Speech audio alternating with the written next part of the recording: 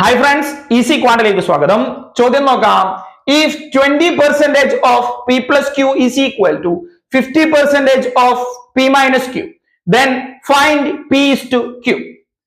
അപ്പൊ 20%, അപ്പൊ 20 into 1 by 100 into p plus q is equal to 50 into 1 by 100 into p minus q.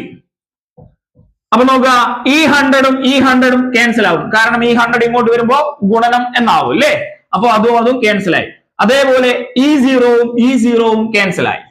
ഇനി നമ്മൾ ഇതിനോട് ഗുണിക്കുക. അപ്പൊ 2 into p 2p plus 2 into q 2q equal to 5 into p 5p minus 5 into q 5q.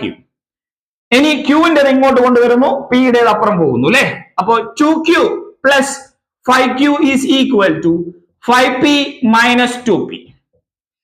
But 2q plus 5q is equal to 7q is equal to 3p. അപ്പൊ നമുക്കറിയാം 7 by 3 is equal to p by q. അപ്പൊ നമുക്ക് എന്താ കാണേണ്ടത്? p is to q. p is to q എന്ന് പറഞ്ഞാൽ p by q ആണ് അല്ലെ? അപ്പൊ p is to q is equal to എന്ത് കിട്ടും? 7 is to 3. ക്ലിയർ അല്ലേ? കൂടുതൽ ടിപ്സ് വേണ്ടേ? ചാനൽ ഫോളോ ചെയ്ത് കൂടെ കൂടിക്കോളൂ.